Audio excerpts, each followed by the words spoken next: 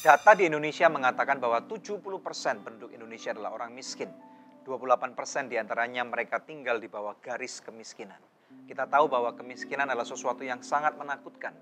Apalagi apabila kita tidak bisa keluar dari dalamnya. Kita percaya bahwa sebagai gereja Tuhan kita mempunyai suatu tugas yang mulia. Yaitu berdampak bagi dunia ini, tetapi tidak saja hanya membawa firman Tuhan. Tetapi sekaligus bagaimana caranya kita dapat mematahkan kemiskinan itu. Sehingga hidup kita dapat berdampak dan sekaligus berbuah bagi banyak orang.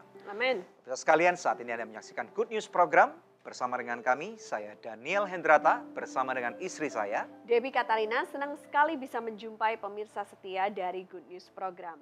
Hari ini topik kita adalah Hope for the Hopeless.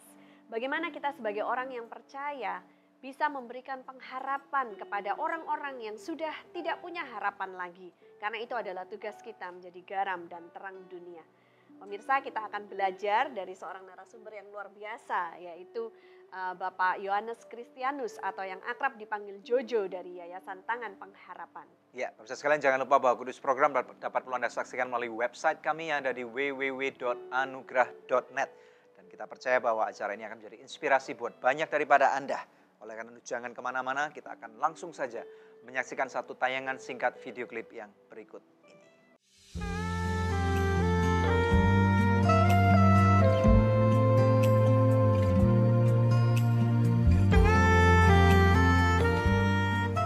Sebagai orang percaya, tentunya kita memiliki panggilan serta tujuan hidup yang sudah Tuhan tetapkan sejak semula.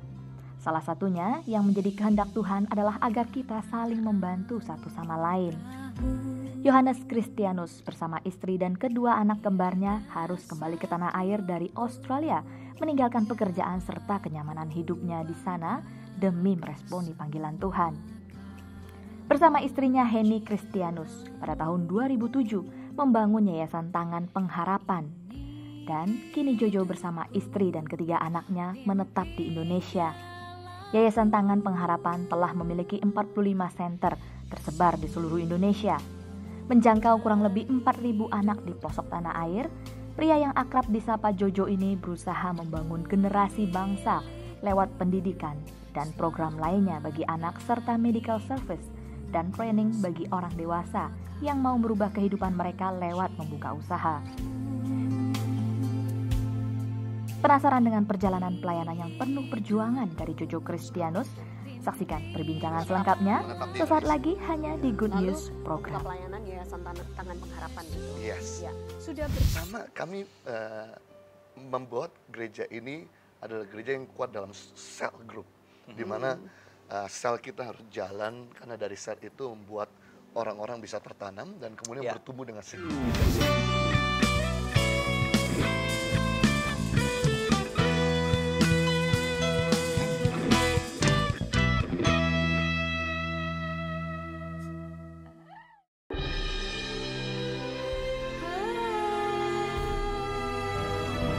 So Good Seafood, lezatnya gak ada yang nandingin. Dari udang dan ikan pilihan. Feel good, so good. Pasti So Good Spicy Wing. So Good Spicy Wing, enak bingit. Mau dong. Feel good, so good. Sayur apa yang besar? Dino Sayurus. Nah, kalau ayam yang besar, ayam semesta. Kalau yang besar dan bikin seru, Sonis Jumbo. Baru sosis So Nice Jumbo. Jumbo sosisnya, jumbo serunya, jumbo puasnya. Gimana? Seru? Apalagi kalau pakai sosis Sonis Jumbo. So Nice Jumbo, jumbo puasnya.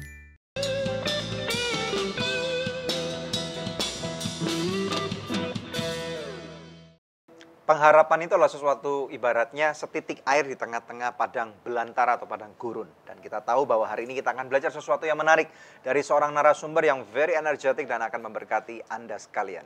Jojo Kristianus atau Yohanes Kristianus. Halo Jo. Halo. Good to see you, man. Good to Okay, meet you. just call me Daniel. It's okay. Welcome to Yeah, Good News okay. Program. Thank you, Pastor Debbie. Yeah, okay. So happy to have you finally. Thank you so much Akhirnya for bisa the juga invitation. cocok waktunya ya. ya. Yes. Oke, di tengah-tengah kesibukan dia Iya. keliling dari suatu kota ke kota lain, pulau ke pulau lain, negara ke negara yang lain. Iya. Good, amazing, amazing. Oke. Ya. Nah, pemirsa di rumah mungkin mau berkenalan lebih dalam. Ya. Jojo ini siapa? Perkenalkan keluarganya juga atau background latar belakang keluarga. Silakan. Ya, nama saya Yohanes Kristianus, biasa dipanggil Jojo. Saya lahir tahun 77 dan kemudian saya dulu terlibat dari geng motor, suka kebut-kebutan naik motor. Oh ya? Kemudian suka berantem. Waktu masih remaja? Waktu saya remaja, SMP, dan kemudian singkat cerita ada teman yang bawa saya ke Tuhan. Saya terima Yesus sebagai Tuhan yang selamat tahun 92 Oktober. Dan kemudian sejak itu saya menyerahkan diri untuk melayani Tuhan. Tinggalkan kehidupan lama artinya. Iya. Dan tetap melanjutkan sekolah. Sampai kemudian saya lulus SMA. Saya bersama keluarga dapat permanent resident Australia. Wow. Sehingga saya bersama dengan 3 adik kandung saya anak paling tua dari 4 bersaudara. Kemudian pindah ke Australia tahun 96. Dan kemudian saya di sana lanjutkan kuliah. Serta juga saya merintis sebuah gereja. Di mana dimulai dari 22 orang, berkembang terjadi pelipat ganda setiap minggu, 40, 60, 80, 100 sampai hit, sampai 1000-an. Wow. Dan kemudian itu yang mendorong saya akhirnya memutuskan untuk ambil sekolah Alkitab di Hillsong Bible College yang lagu-lagu yang Amazing. sering kali Good, yeah. kita dengar. Dan saya kemudian juga menikah di sana bersama dengan istri saya, ini Kristianus. Dan Tuhan kasih kami anak pertama kembar 2 putri. Tahun 2005. Memang kami nggak punya keturunan kembar sejauh mata memandang. Iya. Tapi waktu menikah istri saya punya kerinduan untuk memiliki anak kembar. Saya bilang, why not kita berdoa? Karena Tuhan punya hobi menjawab doa kita. Wow. Iya, iya. Akhirnya berdoa dan Tuhan kasih anak kembar. Siapa mereka namanya? Namanya Chloe and Zoe. Chloe and Zoe. Ya, Wow. Chloe artinya tender, lemah lembut. Karena memang dalam kandungan dia tenang pembawaannya. Dan Zoe artinya life, kayak napas Wow. kehidupan. Wow. Dia lebih aktif dan agresif. Oh, dan tapi wow. bagaimana Henny bisa membedakan mana yang Chloe, mana yang Chloe yang lebih dekat Zoe? di bawah kan. Dan Oh, kalau jadi keluar Zoe ini duluan. yang keluar duluan, Oke. kakaknya. Dan betul begitu dia mulai lahir, makin besar makin kelihatan. Yang satu Dan lebih memang tenang. kelihatan benar seperti itu. Iya, yang satu lebih Amazing. sukacita. Amazing, amazing, amazing. Terus punya lagi anak yang berikutnya Dan ya? kemudian tahun 2008 kami punya anak ketiga, laki-laki.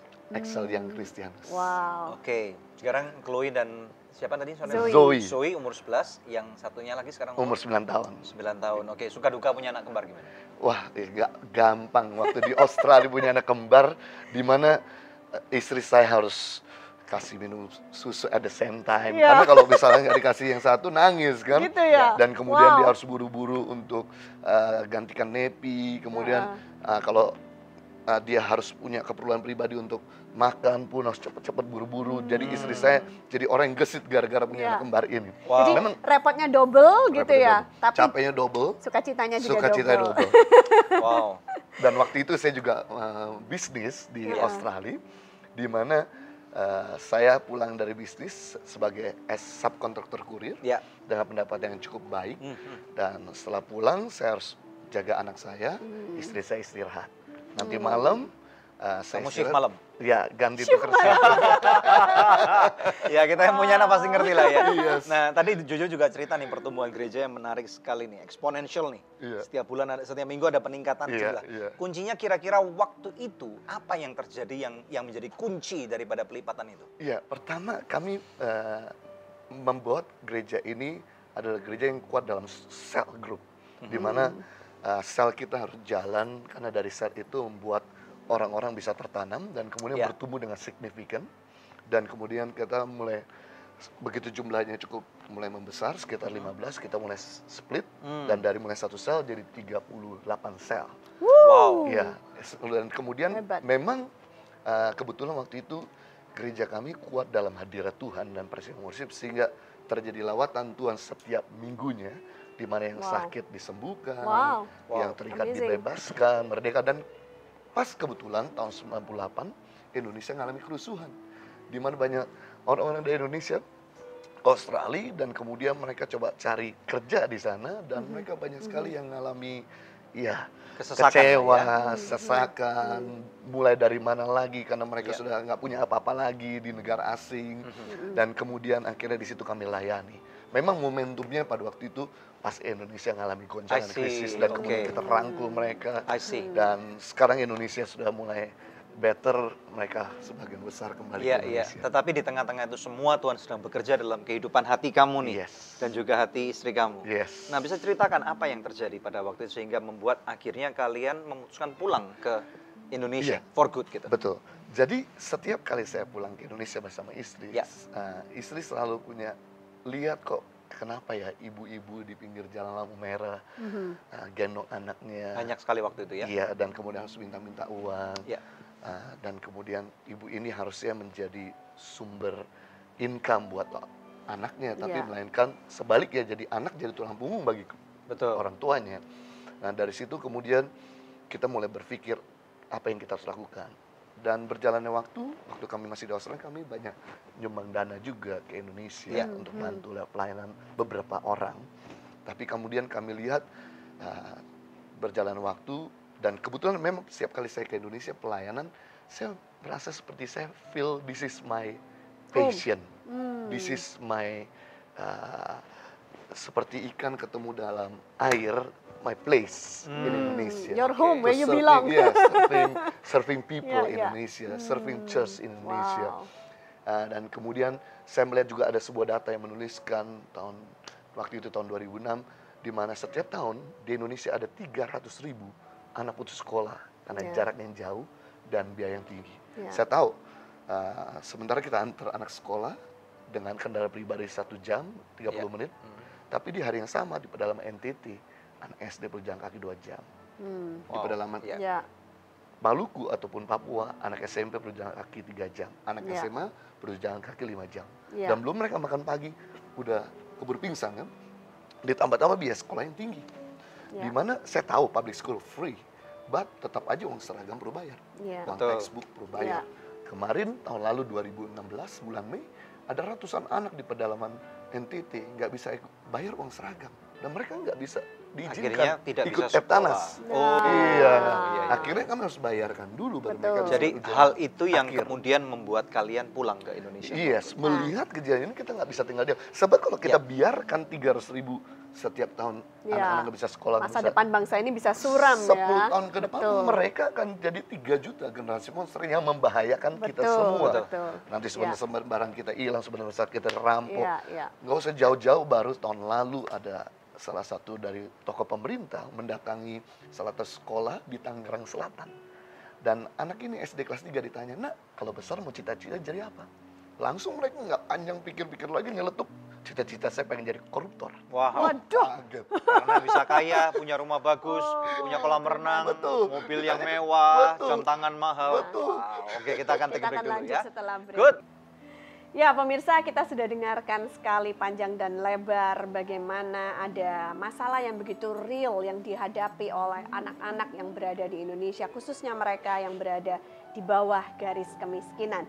Apa yang bisa kita lakukan sebagai sesama, sebagai warga negara Indonesia? Apa yang kita bisa sumbangkan buat bangsa dan negeri ini?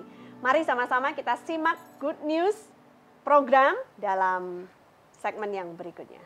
Seandainya orang-orang Indonesia yang ada di luar negeri, mereka bisa memberkati Indonesia. Wow. Dan bahkan orang Indonesia bisa memberkati negerinya sendiri. Wow. Saya percaya Indonesia akan jauh Amin. lebih sejahtera. Awesome. Amin.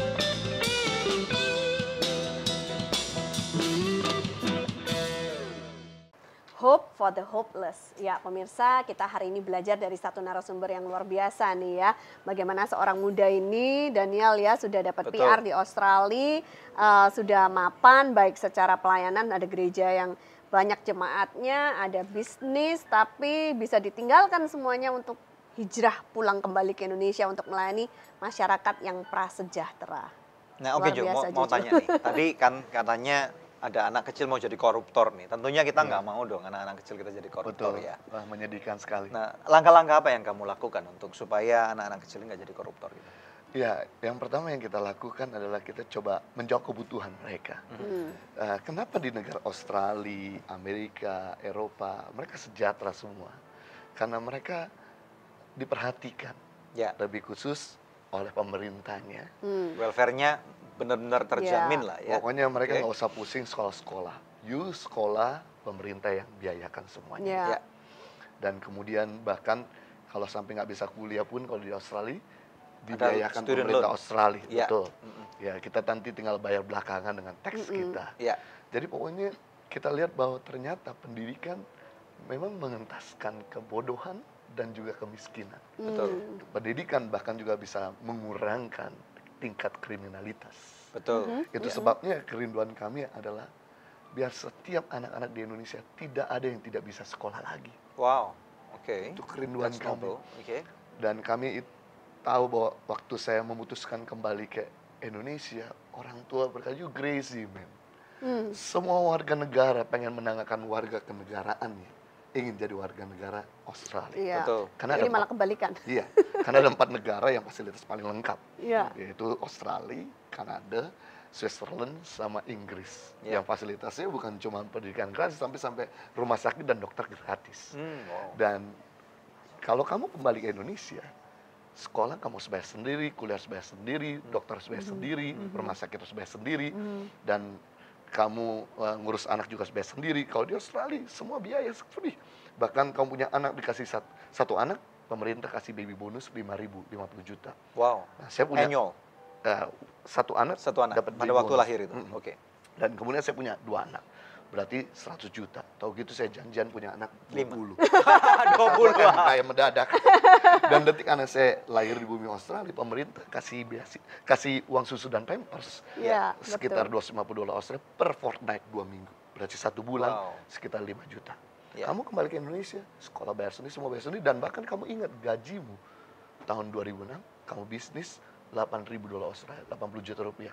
Kamu kembali ke Indonesia, 10% ya belum tentu kamu dapat di Indonesia. You pikir baik-baik. Iya. Setelah kami pikir baik-baik, memang benar sih. Lebih untung kita tinggal di Kalau dipikir sih memang benar. kali ya. Hikmat Ya. dunia. Betul. Tapi kita kan putra-putri bangsa Indonesia. Iya. Kunci pemulihan negara kita bukan terletak pada orang luar. Orang luar bisa angkat kaki kapan aja. Tapi kunci pemulihan buat bangsa kita yaitu terhadap kita sendiri. Dan yang luar biasa, penduduk Indonesia yang ada di overseas itu lebih daripada jumlah dari penduduk Vietnam. Lebih banyak daripada penduduk Vietnam. Berarti seandainya orang-orang Indonesia yang ada di luar negeri, mereka bisa memberkati Indonesia. Wow. Dan bahkan orang Indonesia bisa memberkati negerinya sendiri. Wow. Saya percaya Indonesia akan jauh Amin. lebih sejahtera. Awesome. Amin. Wow. Awesome. Ya. Jadi di tahun berapa waktu itu Jojo memutuskan dengan keluarga untuk pindah kembali ke Indonesia? Tahun 2006, 2006. akhirnya kami putuskan untuk Menetap di Indonesia. Ya. Lalu membuka pelayanan Yayasan Tangan Pengharapan itu. Yes. Ya. Sudah berapa anak yang dibantu melalui Yayasan Tangan Pengharapan? Kami memulai tahun 2006 dari apa yang kami bisa terlebih dahulu, di mana waktu itu istri saya, kita tinggal di Bandung, saya sementara sedang sibuk pelayanan di gereja, istri saya di rumah. Kemudian anak-anak kebetulan kita ditempatkan sama seorang pengusaha di kota Bandung, tinggal di ruko, di belakangnya ada daerah pemukiman sampah, di mana anak-anak seringkali main bola dan tendang bola ke pagar rumah kami, dan itu mengganggu anak kami waktu tidur. Nah, anak kami waktu itu masih usia sekitar 6 bulan, biasa tinggal di Australia tenang, tiba-tiba di Indonesia jegar-jegar bola. Jadi istri saya turun, rencananya mau tegur, tapi begitu buka teralis, langsung yang keluar, loh kenapa jam segini Kalian belum tidur? kalian nggak sekolah? Oh, ini siang-siang. Iya, jam-jam pagi 10 gitu. Langsung nyeletuk, gimana mau sekolah? Orang tua kami tukang tambal ban sepeda motor, tukang sampah, tukang batu, nggak bisa sekolahkan kami. Oh, kemudian istri saya mengerti karena mereka nggak sekolah, maka cari-cari sekolah. Langsung istri saya nyeletuk, mau nggak teteh ajarkan dalam bahasa Sunda, kakak ajarkan baca tulis gratis bahasa Inggris. Why not? Mau banget dia bilang, ya saya mau. Dan kemudian besokannya mereka datang 5 anak. Istri saya ngajar 2 jam baca tulis bahasa Inggris dan kemudian kasih makan. Besokannya tambah lagi dia bawa 3 temennya. Itu padahal nggak ada iklan, nggak ada pamflet, dari nggak mulut ada ke mulut. publikasi, dari mulut ke mulut. Kemudian dia bawa lagi 3 temennya. Ngajarnya sih sama 2 jam, tapi makannya Tambah banyak. kadang-kadang mereka minta tambah lagi kan. Jadi kemudian besokan lagi tambah lagi 5. Jadi kami nggak pernah menyangka dari mulai 5 anak. Hari ini jadi 4.000 anak yang kami tolong di seluruh Indonesia. Di 54. Tapi 4.000 anak ini udah nggak di rumah lagi ya, nggak di rumah kalian lagi. Iya. Tersebar di Tersebar di seluruh 40. Indonesia.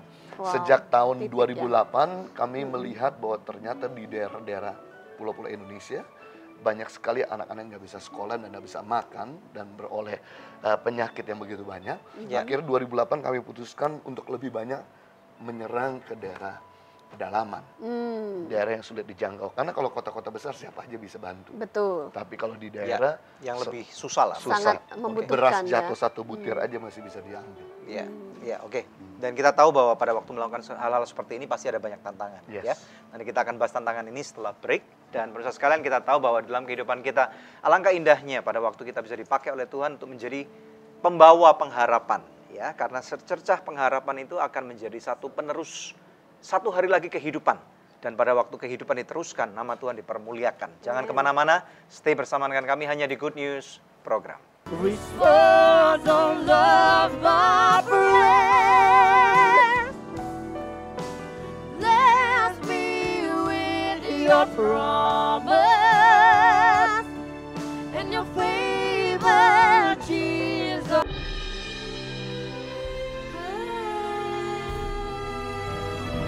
So Good Seafood, lezatnya nggak ada yang nandingin. Dari udang dan ikan pilihan. Feel good, so good. Pasti So Good Spicy Wing. So Good Spicy Wing, enak bingit. Mau dong. Feel good, so good. Sayur apa yang besar? Dinosaurus. Nah, kalau ayam yang besar, ayam semesta. Kalau yang besar dan bikin seru, Sones Jumbo. Baru sosis So Nice Jumbo. Jumbo sosisnya, jumbo serunya, jumbo puasnya. Gimana? Seru? Apalagi kalau pakai sosis Sones Jumbo. So Nice Jumbo, jumbo puasnya.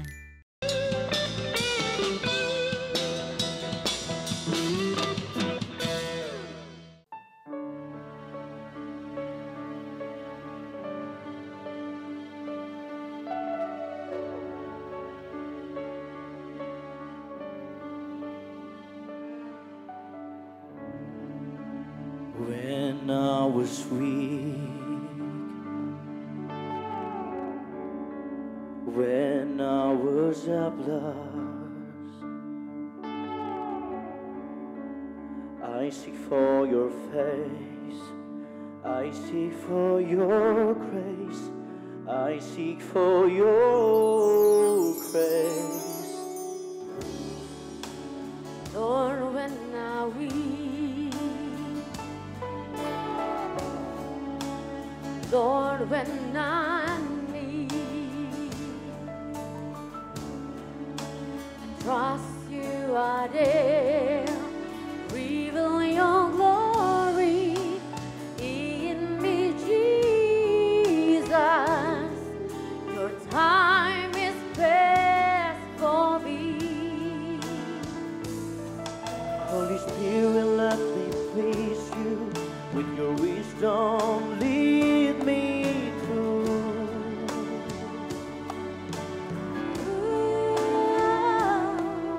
And embracing all my steps, Lord, I believe in you. Response of love, my breath. Let's be with your promise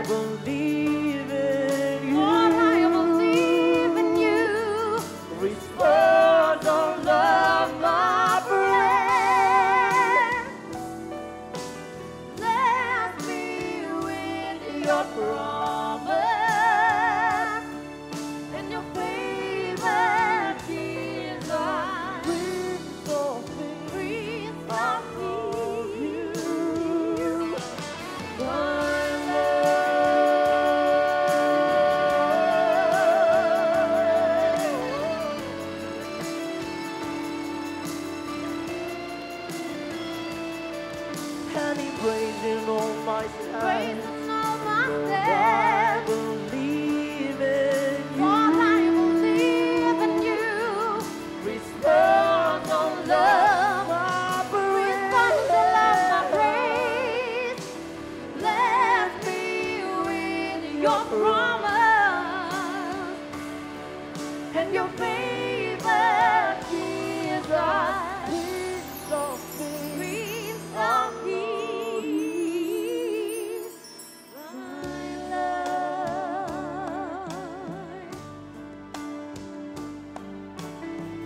Yeah, my Lord.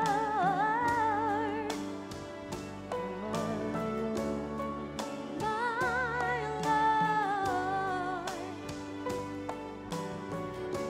I love you.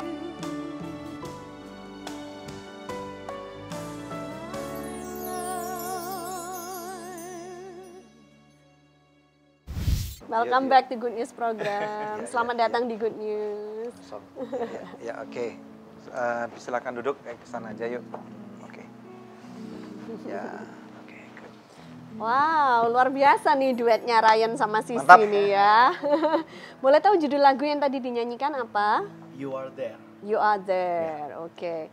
Nah, lagu ini berbicara apa kepada Ryan maupun Sisi? Berbicara tentang jatuh cinta kepada Tuhan. Dan Tuhan selalu ada di sana dan di mana aja di mana saat kita membutuhkan Tuhan. Oke. Kalau Ryan udah pernah datang ke Good News nih ya, Iya. jadi pemirsa sudah nggak asing lagi. Kalau Sisi mungkin bisa memperkenalkan diri. Sisi ini latar belakangnya seperti apa? Silakan. Yes. Nama saya Sisi Sanger. Saya punya orang tua dan keluarga yang backgroundnya memang melayani Tuhan. Ibu saya adalah Nancy Sanger dan puji Tuhan kami sekeluarga pertama kali berjumpa dengan Tuhan itu di mana saat Tuhan memulihkan keluarga kami. Itu sekitar tahun 95. Kita mengalami masalah yang berat, perekonomian sempat jatuh dan pada saat keluarga kami full timer untuk Tuhan, disitulah terjadi proses yang Tuhan izinkan sehingga kami sampai ada di titik di mana kita semua ada di dalam tujuannya Tuhan. Dan kehidupan dari keluarga saya benar-benar Tuhan pakai sampai sekarang. Wow. Jadi prosesnya memang berat, tapi saya percaya Tuhan ada di sini dan ada di masa lalu saya dan di masa depan Amin, saya. amin. Kenapa bicara bahasa Indonesianya seperti orang luar negeri? Oh iya Bu? Enggak ya? Oke, jadi orang Indonesia nih ya? Oh, Indonesia. Aslinya dari Sangir kah? Enggak, saya Manado. Oh Manado, tapi Manado. nama belakangnya Sangir Sanger, gitu? Sanger nama Sangir. family ya, family Oke, name. Ya. ya. Nah, keterlibatan Ryan di dalam pembuatan album ketiga nih ya dari Ibu Christina Maria bagaimana? Bedanya dengan yang album kedua? Bedanya adalah mungkin di album ketiga ini jumlah penyanyinya nggak sebanyak yang album kedua ya. Jadi mungkin kita bukan lebih fokus pada artisnya, tapi kita memfokuskan kepada makna dari lagu dan aransemennya. Karena kalau album kedua kan lebih kepada artis-artisnya yang memiliki karakter suara masing-masing. Tapi kalau album ketiga ini pada aransemennya dan juga dari makna lagunya lebih diperkuat di fokusnya di sana. Menarik. Oke. Well, kita percaya bahwa album ini akan menjadi berkat Amin. buat banyak orang ya. Duetnya juga menarik banget. Chemistry is there. It's amazing. Ya, oke, kita sangat diberkati dengan lagu ini. Ya, terima kasih untuk kedatangan kalian berdua. Terima kasih. Ya, Nanti next time ada kesempatan pasti mampir Kudus lagi. Ya, terima kasih. Thank you Ryan, thank you Terima Sisi. kasih. Yes. thank you. Pemirsa, ini saatnya kuis yang selalu dinantikan pemirsa sekalian. Ya, pertanyaannya adalah apakah judul lagu yang tadi dibawakan duet oleh Ryan dan Sisi? Anda bisa mengirimkan jawabannya melalui SMS ke nomor HP yang tertera di layar kaca pemirsa sekalian atau melalui email ke goodnews@anugerah.net dengan format seperti ini.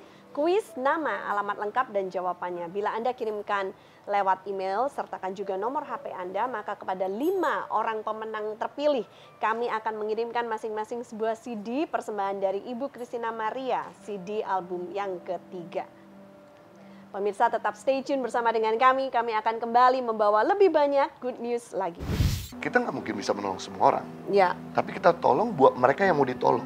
Hmm. Karena banyak orang-orang yang dimana ditolong tapi nggak mau berubah.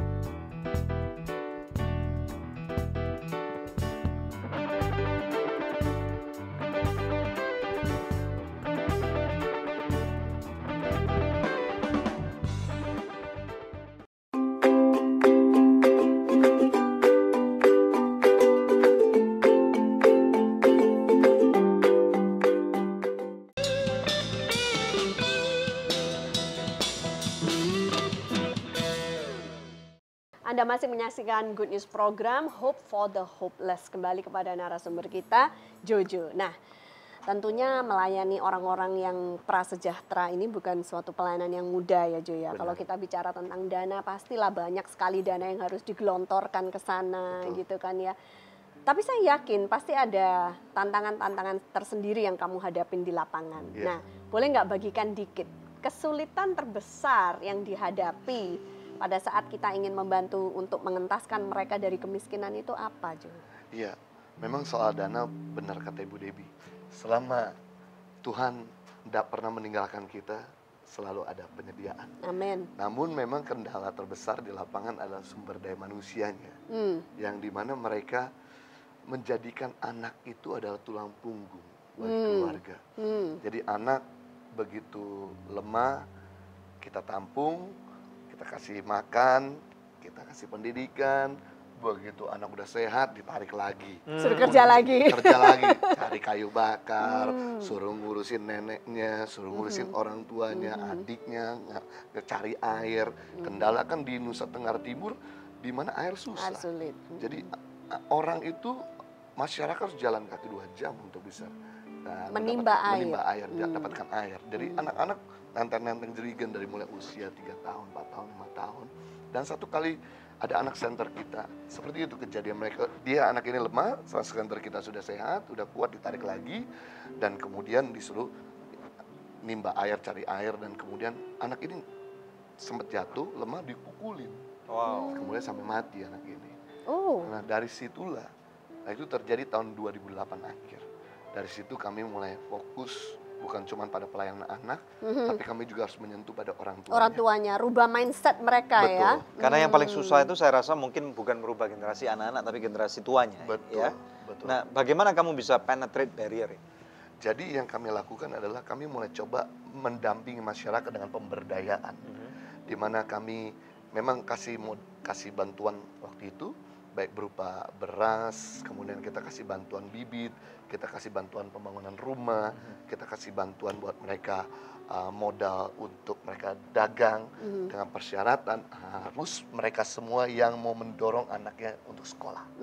Nah, ini masuk ke pertanyaan saya yang berikutnya, Jo, karena banyak banget orang-orang yang punya pemikiran seperti ini, khususnya mungkin para donatur di luar sana ya. Mereka tuh selalu bilang, jangan kasih ikannya saja, karena kalau kamu kasih ikannya saja, mereka tuh seumur hidup nggak tahu cara memancingnya, cara menjala ikannya. Jadi seumur hidup hanya nunggu bantuan datang. Tapi gimana caranya kita ngajarin mereka supaya mereka tuh bisa mandiri, bisa berdikari. Jadi nantinya mereka tidak akan bergantung kehidupannya kepada terus-menerus bantuan begitu. Bagaimana? Memang prinsip yang utama adalah kita nggak mungkin bisa menolong semua orang. Ya. Tapi kita tolong buat mereka yang mau ditolong.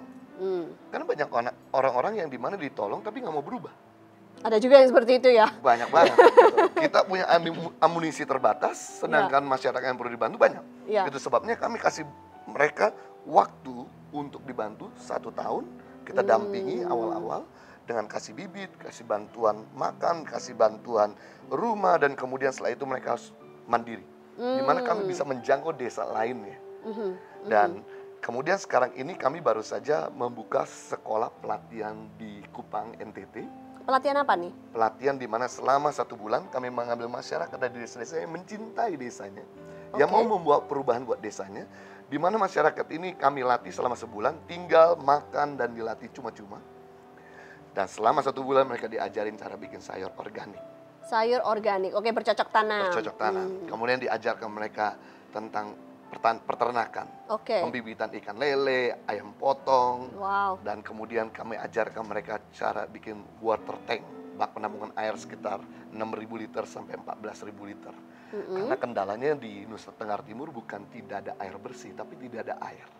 Jadi bagaimana memanfaatkan air hujan Untuk ditampung. ditampung dengan Oke, bantuan kerikil wow. dan kemudian mereka bisa pakai untuk minum, mandi, siram tanaman. Dan kemudian kami ajarkan mereka juga cara naikkan air dengan pompa tanpa genset ke atas. Dan kemudian ajarkan mereka untuk bikin solar panel. Bagaimana memanfaatkan cahaya matahari jadi tenaga listrik untuk cas handphone, untuk cahaya di lampu mereka, di rumah mereka. Dan kemudian ajarkan mereka cara bikin solar food dryer, mengeringkan makanan, mengawetkan makanan. Karena kendalanya di sana nggak ada kulkas. Jadi untuk mengawetkan makanan itu sebabnya dengan cara memanfaatkan cahaya matahari dan kemudian jadi diawetkan. Dan kemudian arang batok kelapa, pengganti gas atau kayu bakar. Sehingga ketika mereka satu bulan di kita kirim kembali ke desa mereka, mereka bukan sekedar mensejahterakan dirinya, tapi desa-desa mereka. Wow, Jadi kita keren menciptakan sekali seperti rasul-rasul programnya. community Wow. development di daerah-daerah. Karena melihat bahwa Nusa Tenggara Timur terlalu luas dan medan yang sulit, itu sebabnya kami harus melatih mereka dan kemudian mereka Dikirim kembali ke tempatnya kembali. masing-masing. Dibandingkan dengan luasnya seluruh daerah Indonesia nih ya, dari barat, tengah, dan timur. Boleh tahu kenapa NTT? Memang NTT adalah satu provinsi termiskin di Indonesia. Ada 7 provinsi miskin. Yang pertama ya NTT, ada juga Papua Barat, kemudian ada juga Maluku Utara, kemudian juga ada NTB, kemudian juga ada Sulawesi Tenggara. Di antara semua yang termiskin dari 34 provinsi, yang termiskin adalah Nusa Tenggara Timur. Itu seperti Afrikanya Indonesia. Jadi kalau di Papua, di Maluku, orang masih hidup dengan alam. Dimanjakan dengan alam, tanam masih bisa tumbuh. Tapi di sana kering. Tapi di sana mau tanam apa? Hewan-hewannya aja kelihatan tulang rusuknya. Wow. Kering kerontang semua. Oh, berarti kita belum lihat seluruhnya NTT dan kita baru sampai di kota besarnya aja. Yang mengerikan, mereka tuh nggak bisa makan beras. Mereka cuma bisa makan jagung. Jagung kan satu-satu tumbuhan yang bisa hidup di musim panas berkepanjangan. Seandainya mereka nggak bisa makan jagung, mereka ganti makanan pokok, mereka jadi putak. Putak itu tangannya kayu, jantungnya kayu, isinya kayu. Biasa untuk kasih makan babi. Jadi kesian sekali, mereka perlu diberdayakan untuk mereka bisa survive dari hidup. Amazing, wow. Ini seharusnya tugas pemerintah nih ya, tetapi kita adalah bagian daripada kerajaan surga, pemerintahan yang tidak terbatas. Oke, pemirsa sekalian, kita tahu bahwa kita mau jadi berkat, oleh karena itu jangan kemana-mana, biarlah topik ini menjadi suatu inspirasi buat Anda, dimanapun Anda berada. Hanya di Good News Program. Gak gampang kami masuk di daerah Kristen, justru masyarakat Kristiani sendiri, gereja.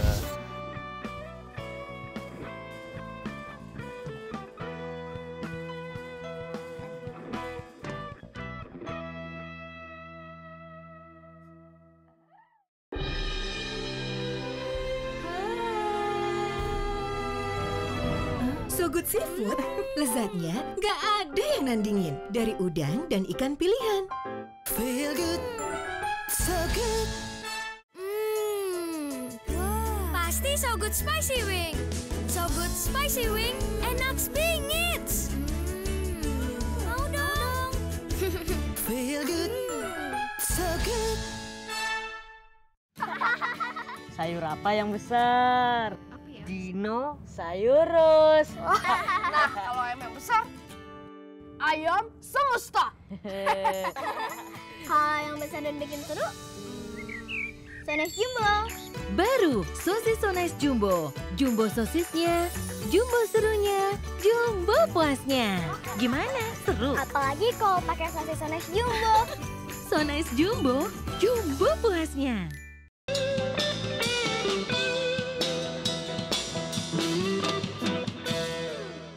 Ya, berbicara tentang kemiskinan ini nggak ada ujung, nggak ada pangkal gitu ya. Yang mana duluan nih Jo ya? Kadang-kadang ada telur, ada ayam. Ini kita bingung nih. Kita mau memecahkan kemiskinan, mutusin dari mana kita juga nggak tahu. Dari tadi kita udah belajar dari Jojo, menarik banget. Nah ini kita ingin tahu juga nih Jo. Dalam pelayanan seperti ini tentunya ada masa-masa yang menyenangkan. Iya. Tetapi nggak bisa dipungkiri pasti ada masa-masa yang mungkin nggak enak nih ya. Iya. Dan kita ingin tahu nih, bisa cerita nggak? Masa yang paling menyenangkan ketika melihat anak-anak itu berubah dari mulai bodoh jadi pintar, Ya. sakit jadi sehat, miskin kemudian mereka mulai beranjak untuk tidak lagi miskin.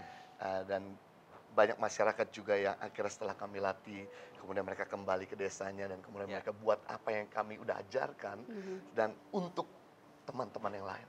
Jadi buat saya itu adalah suatu kebahagiaan melihat mereka sukses mensukseskan orang lain.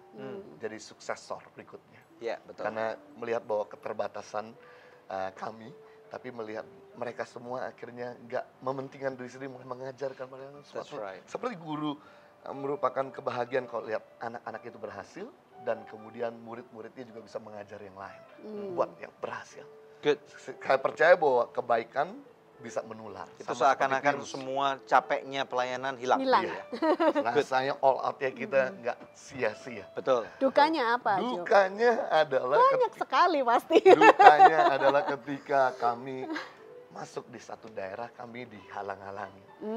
Ya, nggak gampang kami masuk di daerah Kristen, justru masyarakat Kristiani sendiri, gereja, kadang-kadang bukan, kami mengerti bahwa karena ketika kami menolong masyarakat, masyarakat lebih akhirnya mendengar suara kami.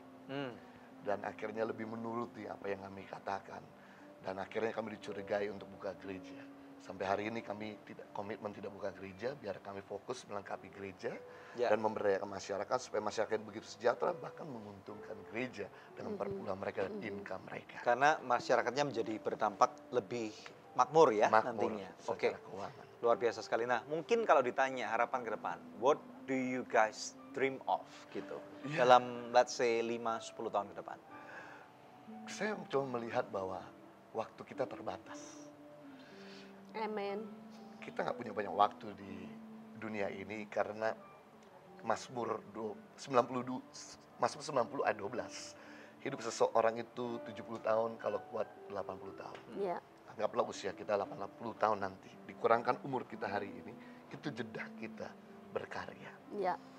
Dan kalau kita kembali nanti masuk surga, kita udah nggak bisa berkarya di surga. Satu sisi di surga kita bahagia, kita happy, tapi kita nggak bisa buat apa-apa lagi di surga. Artinya surga udah sempurna. Cobalah cari orang miskin di surga. Nggak ada. Cari orang bodoh di surga, nggak ada yang bodoh. Jadi satu sisi kita bahagia di surga, tapi sisi lain kita di surga udah nggak bisa berkarya. Jadi kesempatan kita berkarya waktu hanya kita di bumi. masih di bumi ini. Betul. Itu sebabnya harapan kami adalah kami nggak bisa bekerja sendirian di Indonesia dengan penduduk 250 juta, kemiskinan 70%, hidup di bawah garis kemiskinan 28%, dan Indonesia ini negara kepulauan, melihat bahwa medan yang terlalu sulit.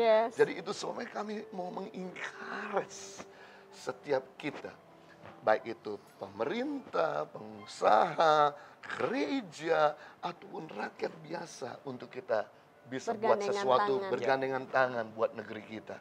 Ada satu kalimat yang berkata, don't ask what your country can do for you, but ask what you can do for your country. Jangan bertanya apa yang negara ini bisa lakukan, tapi bertanyalah apa yang kita bisa lakukan buat negara ini. Saya percaya bahwa pemerintah akan senang melihat rakyat-rakyat di mana Indonesia, mereka mau berjuang bersama-sama untuk memajukan negeri kita.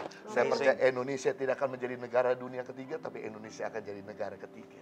Amin. Luar biasa. Amin. Luar biasa. Okay. Dan satu kalimat yang saya nggak pernah lupa, jangan sekedar kita lahir di Indonesia, tapi lahirkan Indonesia di hati kita. Wow. Berarti artinya kalau Indonesia ada di hati kita akan berpikir untuk kesejahteraan Indonesia. Kesejahteraan daripada Indonesia. Oke, luar biasa. Luar biasa. Thank you, Jo. Thank you. Ya, pemirsa, sebelum kita break, ada doa yang sudah terjawab. Seorang ibu di Cikarang meminta bantuan doa. Setelah kami doakan, dia mengirimkan SMS kembali dan berkata, "Shalom, terima kasih untuk bantuan doanya, sehingga anak teman saya yang sakit kejang-kejang di rumah sakit kini telah sembuh. Bahkan Tuhan mencukupkan segala biaya yang diperlukan. God bless you.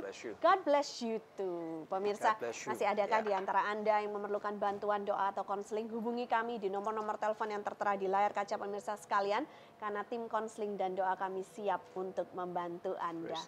Tetap bersama kami pemirsa, kami akan kembali lagi dalam Good News Program. Pemaksaan tidak akan dapat merubah kehidupan seseorang. Tetapi kasih itu apa artinya? Tuhan Yesus memberikan contoh. Kasih yang besar adalah pada waktu seseorang memberikan nyawanya untuk temannya.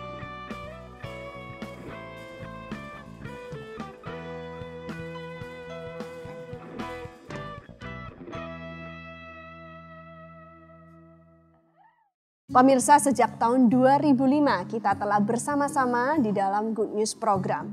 Terima kasih untuk kesetiaan dari pemirsa setia Good News Program, khususnya buat partner dari Anugerah Ministries.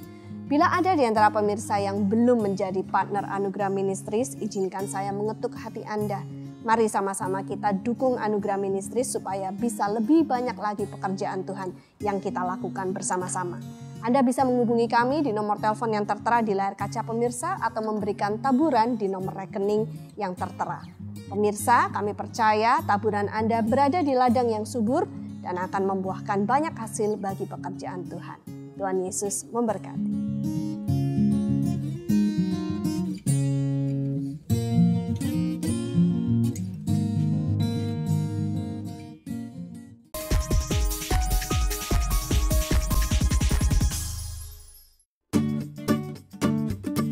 Gereja Kristen Nazarene atau GKN Berkat digembalakan oleh Pendeta Stefanus Luambo Zanolo Halawa bersama istrinya Larisma Sibarani menggembalakan jemaat yang berjumlah sekitar 80 jiwa.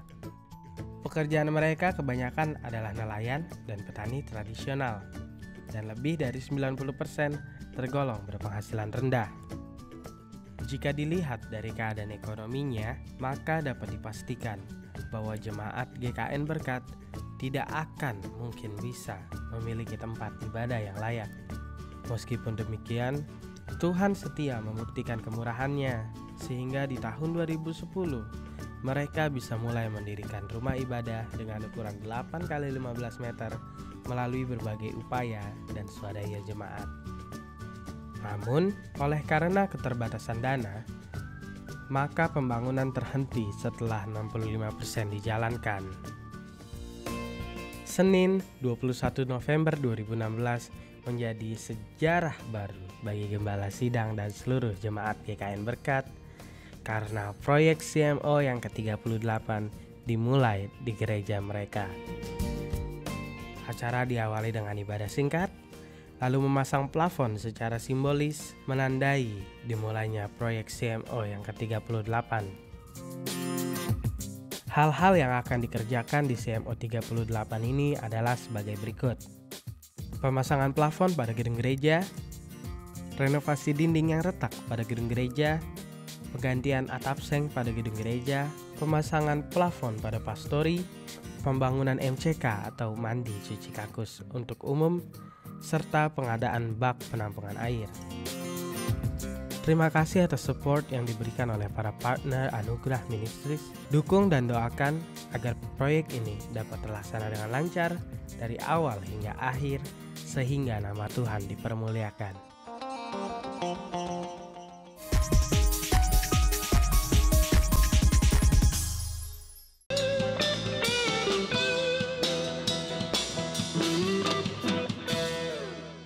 Hope for the Hopeless, Anda masih menyaksikan kami dalam Good News Program. Pemirsa, hidup ini memang singkat dan hidup ini sementara. Tetapi apa yang kita lakukan dalam hidup kita yang singkat dan sementara ini bisa mempengaruhi kekekalan nantinya. Oleh sebab itu jangan pernah kita sia-siakan hidup kita ini. Dan kita hari ini belajar banyak dari Jojo ya. Terima kasih sudah membagikan kesaksiannya di Good News Program. Thank you Bu Dewi, thank you Pak Daniel. Jo, sebelum segmen ini berakhir, adakah kata-kata dorongan yang ingin Jojo berikan buat pemirsa di luar sana? Khususnya buat orang-orang yang hidupnya sudah melayani Tuhan dengan cara mereka masing-masing membantu orang lain yang berkekurangan, yang miskin ya. Tetapi kadang-kadang bisa juga merasa lelah karena melihat kok tidak ada hasilnya, orang yang dibantu tidak tahu terima kasih ya, dan lain sebagainya, tantangan-tantangan yang dihadapin di lapangan. Bisakah Jojo memberikan kata-kata penguatan buat mereka? Ya, sebenarnya di dunia ini tidak ada kegelapan. Kenapa kegelapan ada? Karena terang tidak bercahaya. Jadi untuk mengusir kegelapan yang kita lakukan bukan ditengging-tengging kegelapan itu, tapi nyalakan pelita kita. Terus konsisten sampai akhir nanti kegelapan kesiran dengan sendirinya. Itu sebabnya ada firman Tuhan mengatakan bahwa Galatia pasal 6 ayat 9, janganlah kita jemu-jemu berbuat baik. Karena apabila sudah datang waktunya kita akan menuai, jika kita tidak menjadi lemah. Pasti kita akan menuai. Jika kita menyingkirkan pahit kita, kekecewaan kita, dengki kita, mungkin amarah kita, terus berbuat baik. Pasti kita akan lihat tuaian dan perubahan. Gak usah jauh-jauh. Tuhan mengasihi kita dengan kasih yang konsisten. Dia nggak jemu-jemu berbuat baik pada kita. Buktinya, Paulus yang sumber kejahatan, teroris, karena kasih Tuhan yang konsisten, mengubahnya menjadi rasul Paulus, hamba Tuhan. Dulu, saya juga orang yang keras, tapi karena kasih Tuhan yang konsisten, membuat saya berubah. Hal yang sama saya percaya, mungkin keluarga kita yang keras, orang yang kita bantu keras, sulit sekalipun, ketika konsisten, pasti kita akan lihat mereka berubah. Amen. Luar biasa. Thank you, Jojo. Udah mampir ke Good News Program. Kita berdoa biarlah pelayanan terus berdampak dan berbuah lebat. Akan ada anak-anak dari NTT ataupun dari daerah lain yang miskin lainnya, mereka akan menjadi orang-orang yang dipakai Tuhan dengan luar biasa. Oke, puji Tuhan. Oke, pemirsa sekalian, kita tahu bahwa perintah Tuhan Yesus kepada kita adalah untuk kita pergi sampai ke ujung bumi. Betul ya? Kita pergi dari Yerusalem, Yudea, Samaria, bahkan sampai ke ujung bumi.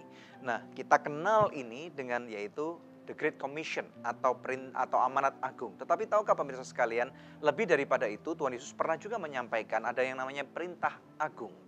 Nah, apakah perintah agung itu? Mari kita lihat bersama-sama daripada kitab Matius 25, supaya kita menjadi orang-orang Kristen yang berimbang nih. Tahu apa yang Tuhan Yesus perintahkan dan esensi di dalamnya. Matius 25 kalau Anda lihat secara singkat aja, adalah satu momen yang sangat penting yang Tuhan Yesus ajarkan kepada murid-muridnya. Menurut saya pribadi, kalau ada orang yang akan meninggal, ya, meninggalkan suatu tempat selama-lamanya. Contoh nih, kalau saya akan pergi pelayanan ke luar kota atau luar negeri, dan anak-anak saya harus ditinggalkan, saya akan pesankan beberapa hal yang saya anggap sangat krusial, sangat penting dalam kehidupan mereka. Nah, saya ingin mereka untuk terus teringang-ingang dengan apa yang saya katakan. Saya akan tinggalin catatan yang sangat penting supaya mereka tahu bahwa pada waktu saya tidak ada di tempat ini, mereka akan dapat melakukan tugasnya dengan baik. Nah, Matius 25 ada 3 bagian penting di sana. Yang pertama berbicara tentang 5 gadis bodoh, 5 gadis bijaksana. Yang kedua berbicara masalah talenta. Dan yang ketiga ini yang sangat penting, pemirsa sekalian ya. Nggak kalah pentingnya daripada yang kedua ini. Berbicara mengenai the final judgment atau hari penghakiman terakhir. Dalam Matius 25 ayat 31 sampai dengan ayat 36. Ya, secara singkat saya akan membahas untuk pemirsa sekalian. Dikatakan di sana apabila anak manusia datang dalam kemuliaannya dan semua malaikatnya bersama-sama dengan dia, maka ia akan bersemayam di atas tahta kemuliaannya. Lalu semua bangsa-bangsa dikumpulkan di hadapannya dan ia akan memisahkan mereka dari seorang daripada yang seorang, sama seperti gembala memisahkan domba dari kambing. Dan ia akan menempatkan domba-domba di sebelah kanannya dan kambing-kambing di sebelah kirinya. Dan raja itu berkata kepada mereka yang di sebelah kanannya, "Mari, hai kamu yang diberkati, Bapakku, terimalah kerajaan yang telah disediakan bagimu sejak dunia dijadikan. Sebab ketika aku lapar, kamu memberi aku makan. Ketika aku haus, kamu memberikan aku minum. Ketika aku seorang asing, kamu memberikan aku tumpangan. Ketika aku telanjang, kamu memberikan aku pakaian. Ketika aku sakit, kamu melawat aku. Ketika aku dalam penjara, kamu mengunjungi aku." Nah, pemirsa sekalian, inilah yang saya sebut dengan perintah agung. Saya percaya amanat agung sangat penting untuk kita pergi menjangkau, memuridkan, membaptiskan mereka di dalam nama Bapa, Putra, dan Roh Kudus. Tetapi esensinya untuk bisa melakukan itu, perlu ada satu tindakan real daripada wujudan kasih. Nah, kasih inilah yang akan merubah kehidupan manusia. Dengar baik-baik pemirsa sekalian. Tidak ada satu kegerakan di dalam dunia ini yang akan dapat merubah manusia kecuali adanya yang namanya tindakan kasih. Pemaksaan tidak akan dapat merubah kehidupan seseorang. Tetapi kasih itu apa artinya? Tuhan Yesus memberikan contoh. Kasih yang besar adalah pada waktu seseorang memberikan nyawanya untuk temannya. Nah, tentunya di sini tidak dalam satu extent yang Tuhan Yesus perintahkan untuk kita memberikan nyawa kita, pemirsa sekalian. Dia cuma mau kita melakukan 6 hal ini, dan ini adalah kepada bagian daripada masyarakat yang paling susah. Orang asing itu kan susah ya, tidak berbicara mengenai turis, orang bule atau orang dari Jepang yang datang ke Indonesia, bukan masalah itu. Tapi orang yang pindah ke suatu tempat yang mereka nggak punya apa-apa, nggak kenal siapa-siapa, itu yang harus ditolong. Kemudian janda maaf nih ya, kalau di Indonesia kata-kata janda ini banyak diselewengkan, tidak benar. Di dalam Alkitab bahasa Inggris dikatakan widow, bukan divorcee. Widow itu artinya suaminya meninggal. Ya, kalau divorce itu cerai. Jadi janda di dalam konteks ini artinya adalah seorang wanita yang suaminya sudah meninggal, dan di dalam Alkitab dikatakan yang sudah berumur 60 tahun ke atas dan tidak mempunyai sanak keluarga. Ya, jadi bukan janda muda. Nah, kemudian anak yang orang yang ada dalam penjara, yaitu orang-orang yang terlupakan di sana. Orang yang sakit, kemudian anak yatim piatu yang nggak punya orang tua, yang nggak bisa membiayai kehidupannya. Nah, Tuhan meminta kita untuk kita memberikan satu tindakan kasih, compassion kepada mereka. Nah, pertanyaannya siapakah yang mau melakukan ini? Pemirsa sekalian, kalau amanat agung semua gereja mau, semua lulusan sekolah Alkitab juga mau. Tetapi perintah agung, apakah semua gereja mau? Anda yang jawab. Apakah semua orang Kristen mau melakukan perintah agung? Anda yang jawab. Apakah melaksanakan perintah agung juga dilakukan oleh orang-orang yang atau orang yang lain dari seberang dari kepercayaan lain yang melakukan? Anda yang jawab. Nah, kalau kita tidak melakukan, maka berarti kita tidak mengerjakan apa yang Bapa kita perintahkan. Kita nggak mau menjadi kambing, tetapi kita mau menjadi domba. Kita mau menjadi pelaku daripada kebenaran firman Tuhan. Sehingga nanti pada waktu kita pulang ke rumah Bapa, tentunya Bapa akan bertanya kepada kita, apa yang sudah engkau lakukan terhadap perintah dan amanat. Ya, sama amanat dan perintah ini sebenarnya mirip sekali. Tetapi dalam kandungannya, sekali lagi saya katakan, untuk melakukan amanat ini kita perlu suatu esensi tindakan kasih. Saya berdoa biarlah Anda terinspirasi dengan adanya episode ini. Dan setelah ini, do something, lakukan sesuatu yang real. Apa yang ada di depan mata Anda, mungkin orang-orang sekelilingmu, komunitas Anda, desa Anda, masyarakat Anda, kota Anda, bangsa Anda, negara Anda. Mari kita berpartner.